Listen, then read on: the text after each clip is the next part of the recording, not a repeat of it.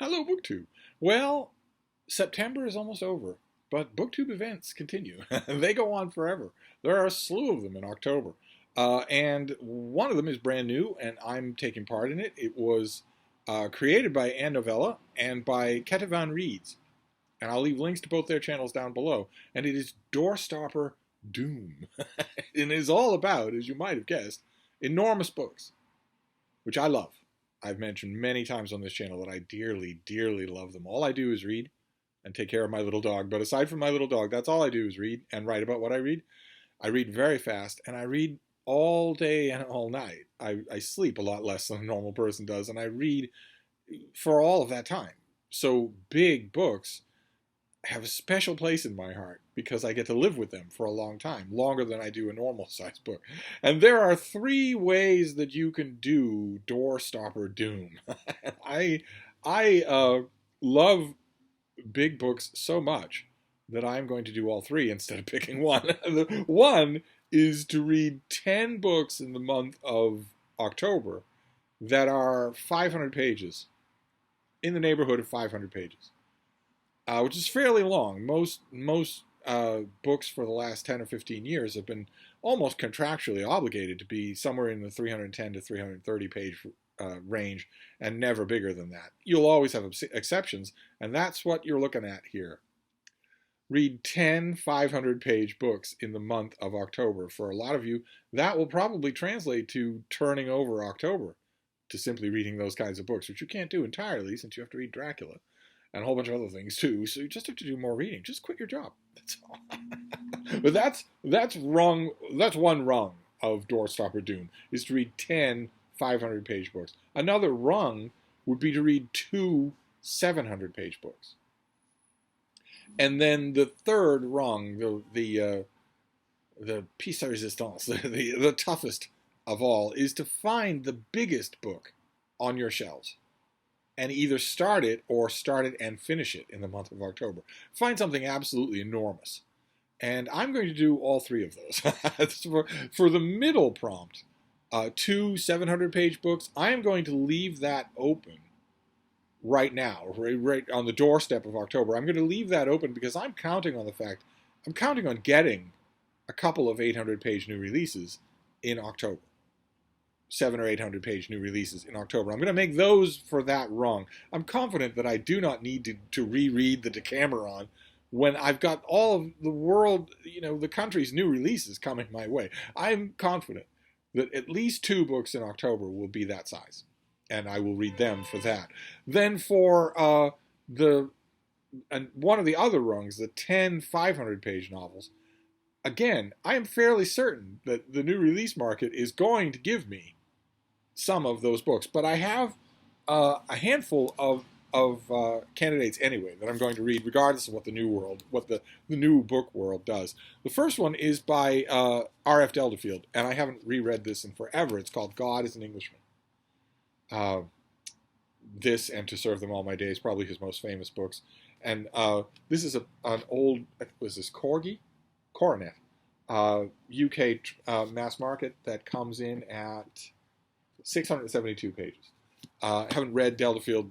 I love Delderfield, but I haven't read any of the big books. I did a slew of shorter novels. I read a lot of those a few years ago. Then the next one, this mass market paperback will not survive, but I will find another one. This is The Sotweed Factor by John Barth, who is still alive and crazy as a March hare, but and whose work drastically declined. Unfortunately, there was no one in his life to say, you have a literary legacy and you are hurting it with every book that you produce. But The Sotweed Factor is a masterpiece. It's not as sort of leather elbow patchy, inner joke, linguist society sort of thing that is Giles Goatboy. Instead, it's just brilliant. I believe a great American novel from the second half of the 20th century. And this paperback clocks in at 819 pages. It's in pretty rough shape. So I'm expecting either to borrow it from a library or maybe read an e-copy. Then this next one, also a gigantic Megillah. Haven't really delved into this the way I should. This is from the 1980s, I believe.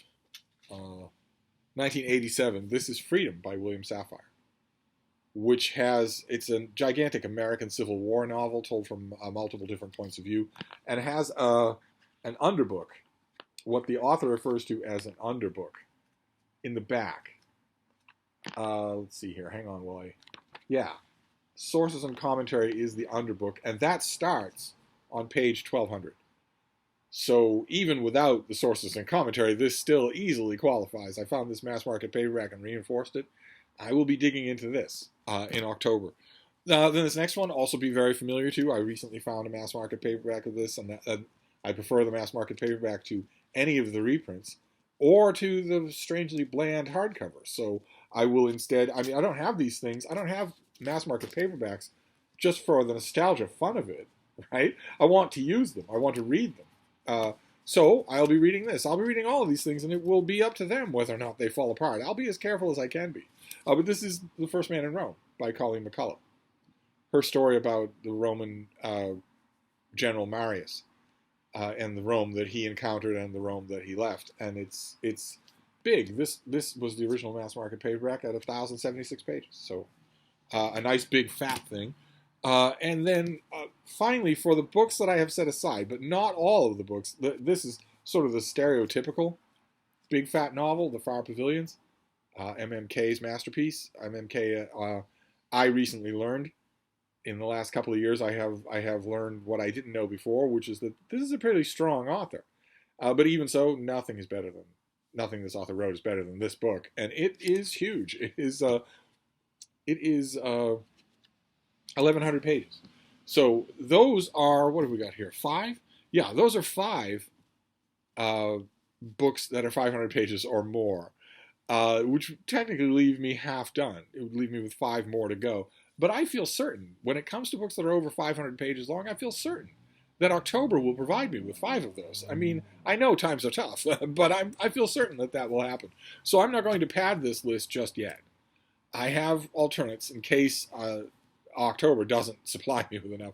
And then for the big challenge, to read the biggest book, of course, it'll be a reread. As I think I've made pretty clear on this channel, there aren't a whole lot of books that I actually have on my shelves that I haven't read. I know that a lot of you do have that. A lot of you have books that have sort of been staring at you for months or even years that you just have never read. That's not really the way I do it. The number of books here at Hyde Cottage that I haven't read is minuscule. And so it's going to be a reread. And this is going to be a reread. It's going to be a reread of the biggest book that I have, which is this, Reclaiming History by Vincent Bugliosi. The assassination of John F. Kennedy, which is all about both the assassination. The first few hundred pages are his minute-by-minute recount of what happened at Dealey Plaza. But then a gigantic series of refutations of every conspiracy theory that has ever been put forward about the assassination. Vincent Bugliosi spends all of this book, this is 1,612 pages, to get back around to where we all started, with more or less the official verdict of the Warren Commission, that Lee Harvey Oswald acted alone and got off 2 of the luckiest gunshots in the history of the world. He goes through all of the standard and a lot of the fringe conspiracy theories. And I haven't read this front to back since it first came out, when I wrote my review of it called He Died. This came out in 2007. I got a copy and I read through it, took notes, and wrote a long review. And I haven't gone back to it, and I'm going to go back to it now for Doorstopper Doom. And you might think 1,600 pages, well, okay, that's the biggest book in your collection, certainly, but it's even bigger than that. This is even bigger than that, because there's a disc in the back that has hundreds of pages of more text. Hundreds and hundreds of pages more. A very, very long book, probably 800 pages if you printed it out, is on that disc. It's not just little notes here and there. There are sometimes whole disquisitions on various subjects. And I'm going to reread that as well. And in order to reread that, I had to resurrect this. This is an original MacBook. If you can see that? It says just MacBook. Not MacBook Air or MacBook Pro. Just MacBook. I had to revive this thing and plug it in and charge it up. And the reason why is because it's the only piece of technology I have anywhere at Hyde Cottage that can read a disc. I can put a disc in here. I have nothing else that can read a disc. I don't have a TV here. No kind of CD player or anything like that. I needed this in order to read this, which I am going to do. I'm going to take advantage of Doorstopper Doom to do that in October. So I hope that you join us. I will leave links to my co-host down below, but I hope that you join us, and I want to know, because I'm nosy that way, what is the longest book on your shelf? I would imagine that for quite a few of you, it's It, or The Stand, right, by Stephen King. I would imagine for quite a few of you, it's a Stephen King book. And for maybe a lot more of you, if it's not Stephen King, it's still a work of epic science fiction or fantasy. Is that true? What is the largest book on your shelf? And I'm also curious to know, just because I'm a nosy Parker, is it a situation like the one I described, where not only is it the longest book on your shelf, but it's sort of sitting there. It's just, you just never get to it. It's not read, and you just sit there thinking someday. Is that true? I know that you have books like that. Most of you have books like that. But is that true of the biggest book that you have? I'd love to know. Now's the time to knock that off its perch. So anyway, I'm greatly looking forward to this. Of course, I never pass up an opportunity to read huge books. My main curiosity, I am sort of curious to know if, in rereading these doorstops, I will discover something, really bad or really good. Will I end up liking one of these things a lot more than I did the first time or the second time? But I'm also curious to know what the publishing world will supply, what it will do. Like, for instance, that Orhan Pamuk that we saw just the other day. What was it called? Night of Plague? I wonder how long that thing is. Is it over 500 pages? Or Abyss by Max Hastings, his book about the Cuban Missile Crisis. That comes out in October, I think. That's a long book. Does that count? I have space to make up 2 700 pages and 5 500 pages. I'm hoping that the 1 month, in the lead up to the biggest book selling season of the year, I'm hoping that 1 month in the American book market will do that. Will provide me with that. But anyway, that's an event that I'll be doing for October. Let me know all the details of whether or not you will participate and why. And I will see you soon. Thank you, BookTube.